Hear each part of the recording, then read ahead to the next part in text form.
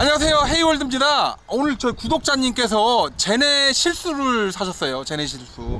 제가 그 베라크루즈를 타고 다니는데 유일하게 제가 가끔가다 이렇게 째려보는 차가 이 제네 실수입니다. 물론 이제 저는 그 제네시스 SUV가 나온다라고 하는데 솔직히 그 애한테 관심이 좀 있고요.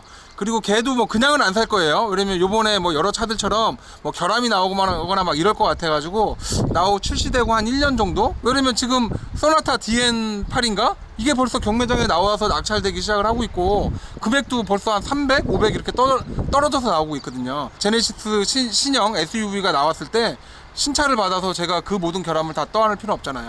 또 그리고 신차는 타보셔서 아시겠지만 그 약간 플라스틱 냄새 아주 죽여줘요. 여름에는 아주 거의 실신할 정도로 굉장히 강한데 뭐 그런 것도 없을 정도로 다 이미 날아가고 그런 차를 받고 싶고요. 그래서 한 1년 정도 된 차, 결함이 어느 정도 개선된 그런 차, 아니면 리콜 명령이 떨어진 그런 차를 경매로 나중에 받을 생각이고, 어쨌든 이제 제가 가는 타이어 사장님이 항상 이 차를 타시는데 갈 때마다 저희 관심이 되게 많아요. 왜냐면 그만큼 잘 만든 차고, 이 차를 베이스 모델로 해서 그 뒤부터 제네시스가 지금의 명성을 이어올 수 있었던 그런 차량 중에 하나입니다. 완성도가 상당히 높고요. 이 차 같은 경우는 약간 몇몇 개의 결함이 있는데 제가 좀 찾아봤어요. 제가 잘 모르니까. 그거에 대해서 쭉 얘기하면서 쭉 얘기해 볼게요. 요게 그 2010년 11월 차량이고, 연식은 2011년식 차량이고, 시작가가 얼마였죠?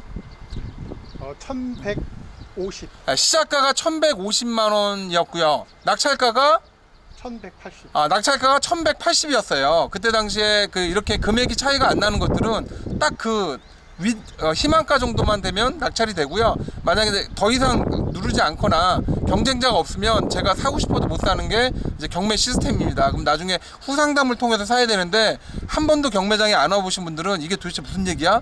라는 약간 생각을 하실 수도 있어요. 보통 일반적으로 이 차는 주행거리 11만 밖에 안 되고 연식은 2011년식인데 1000만 원 뭐 초반 정도에 낙찰될 정도면 굉장히 좋은 가격이에요. 여러분들이 봤을 때는 와 정말 싸다라고 얘기를 하겠지만 세상에 싸고 좋은 차는 없어요. 물론 경매장을 오시면 있긴 합니다. 왜냐면 중간 유통 과정을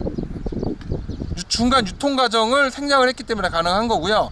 이게 얼마 정도 싸죠 지금? 알아보신 금액에서? 한 150에서 200 정도. 그죠. 보통 이런 차들은 보통 한 150에서 200 정도 싸고요. 얘는 경쟁이 왜 그렇게 심하지 않았느냐. 보통 그 전에 이제 BH를 사고 싶었던 분들이 노렸던 금액이 1000만 원 초반이었는데 주행거리가 다 18만, 막 20만, 25만, 23만 막 이래요. 이러다 보니까 낙찰을 못 받았는데 이 차는 사고가 좀 있습니다. 여기에 사고에 대해서 좀 설명을 해드릴게요. 금액은 1000만 원 초반에 낙찰을 받으셨고, 왜 이렇게 싸냐라고 여러분들이 묻는 분들이 계시는데 싼 이유가 있습니다. 이 차는 사람들이 3박자라고 얘기하는 그 정도 수준인데, 저도 사고가 나보고 사고 난 차를 타본 사람으로서는 뭐 주행하는데 전혀 지장이 없습니다. 뭐 대형 사고 난 것도 아니고 사람이 죽은 것도 아니고. 제네시스는 확실히 이제 오래된 차이긴 하지만 관리 상태가 굉장히 좋습니다. 물론 이제 수리하는 적이 어느 정도 있긴 하지만 그래도 이 정도 관리를 하고 타고 다닐 정도라고 하면 굳이 안 보고도 구입을 하셔도 될 정도로 굉장히 관리가 잘 된 차량이라고 보여집니다. 외관 상태는 디자인이 세월이 흐르고 했지만 이 정도 디자인은 어디 가서도 뭐 꿀리질 않아요. 뭐 그렇다고 이런 차를 20대 분들이 타고 다니진 않고, 제가 보기엔 저도 좀 40대 이제 후반이네요. 좀 짜증이 나는데 어쨌든 40대 정도 되시는 분들이 멋스럽게 타실 수 있는 차는 바로 이 제네시스라고 보여져요. 솔직히 저는 그 신형 제네시스보다 구형 제네시스가 디자인적으로는 저는 훨씬 더 마음에 들어요. 왜냐면 그 왠지 그 약간 올드카라는 느낌보다는 중후한 면이 또 다른 차들보다는 더 뛰어나다라고 생각을 합니다.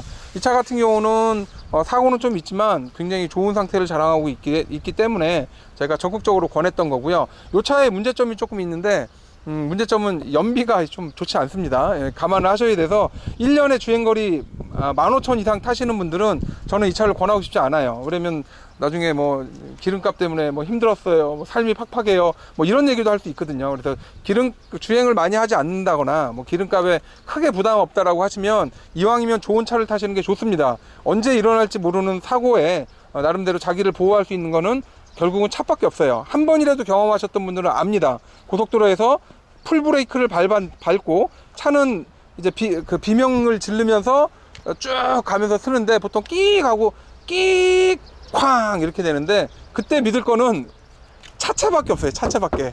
그래서 어쩔 수 없이 저는 이제 항상 그렇게 자기가 생각하지도 못했던 사고가 났을 때 자기를 보호할 수 있는 이런 튼튼한 차를 추천을 합니다. 여러분들이 차를 낙찰 받을 때 지금처럼 블랙박스가 있다라고 한 건 이건 이제 땡 잡은 거고요. 뭐 맨날 나오는 얘기라서 요즘 얘기하기는 싫은데 어쨌든 그렇습니다. 문을 딱 여는 순간 딱 드는 느낌이 그 세월이 흔적이 있음에도 불구하고 이 디자인은 아직도 아름답다, 멋있다, 그런 얘기밖에 안 나올 정도로 굉장히 디자인이 잘 돼 있습니다. 가죽 자체도 제네시스가 확실히 고급차라서 그런지 몰라도 거의 대부분의 부분들을 이제 오리지널 가죽을 댔어요. 일반적으로 제가 알기로는 가운데 라인은 이제 오리지널 가죽을 쓰고요. 양쪽 라인은 보통 레자를 대주는데 요거 같은 경우도 가죽은 이제 오리지널, 가운데는 오리지널, 양쪽 라인은 이제 레자인데 여러분들이 아는 그런 레자가 아니에요. 굉장히 좋은 소재의 레자이기 때문에 이게 가죽인지 레자인지 일반인들은 판별을 못할 정도인 상태라고 보시면 됩니다. 확실히 이 옵션이 많은 차량이다 보니까 굉장히 많은 옵션들이 있어요. 요즘 옵션이 워낙 많기 때문에 제가 공부를 많이 해야 되고 고객분한테 이제 하나하나 옵션에 대해서 설명을 했고 모르는 것은 모른다라고 제가 말씀을 드렸어요. 브레이크는 이렇게 전자식 브레이크가 돼 있는 상태고 이 당시에 나온 디자인 치고는 지금 그냥 타고 다니셔도 전혀 무리가 없을 정도입니다. 다만 좀 아쉬운 게 이 부분이 솔직히 저는 그렇게 마음에 들진 않아요. 약간 좀 더 모던하고 세련되고 현대적이게 했으면 얼마나 좋았을까라는 생각이 듭니다. 여러분들이 차키를 자주 잃어버리잖아요. 그래서 그때 당시에 차키를 이렇게 한쪽에 넣어놓게끔 이제 만들어 놨습니다. 한번 누르면 이렇게 되고요. 이렇게 넣으면 자동적으로 이렇게 움직입니다. 이렇게 빼면 이렇게 되고요. 넣으면은 이렇게 움직이고요. 시동을 걸어보게 되면 시동을 걸어보겠습니다. 시동을 걸었습니다. 확실히 엔진 상태는 좋아요. 뭐 주행거리 11만이고 제네시스가 뭐 안 좋을 수가 없습니다. 워낙에 심혈을 많이 기울인 차량이기 때문에 안 좋으면 뭐 말이 안 되겠죠.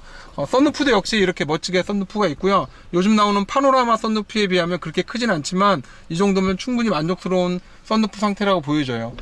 조수석 같은 경우도 굉장히 깨끗한 가죽 상태를 자랑을 하고 있고요. 요런 그 센터 콘솔이라고 해야 되나요? 이걸 중앙? 이게 여러 가지 이름이 있는데 어쨌든 이 부분 역시도 굉장히 이쁘게 잘 돼 있네요.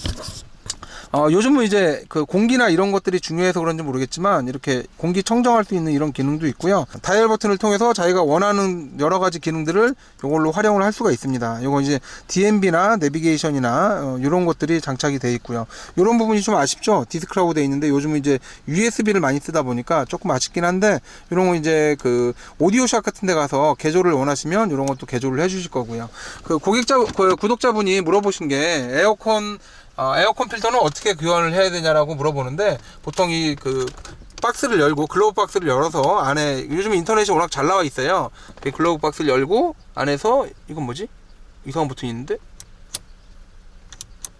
글로브 박스를 열고 요거를 이제 에어컨 필터를 교환하시면 될 것 같아요. 보시는 것처럼 뒷좌석은 역시나 그 중앙 센터에는 가죽이 돼 있고 양쪽에는 그 가죽인지 레자인지 구분이 안 될 정도로 굉장히 고급스러운 레자가 지금 돼 있습니다.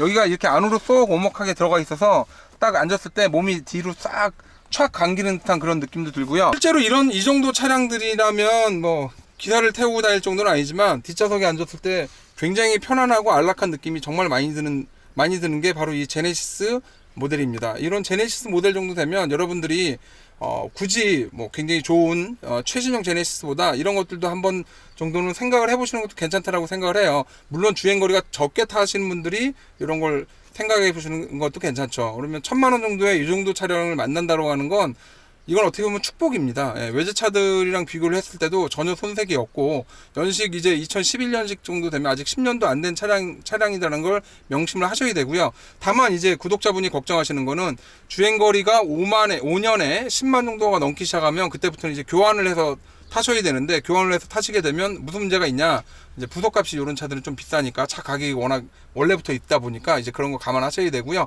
요거는 이제 결함이 몇 가지가 있긴 한데 이미 개선이 많이 됐고요. 또 그 결함 같은 경우는 또 이렇게 리콜을 해주는 경우도 있으니까 여러분들이 꼭 관련 동호회에 가입하셔서 이런 정보들을 좀 찾아보시는 것도 굉장히 도움이 많이 될 겁니다. 지금까지 헤이홀드였고요. 다음 시간에 제네시스 BH 말고 좀 더 새로운 차를 제가 얘기를 해보고 여러분 생각 있다라고 하면 경매장에 이렇게 제네시스 BH가 1000만원대에 나오는 경우도 있습니다.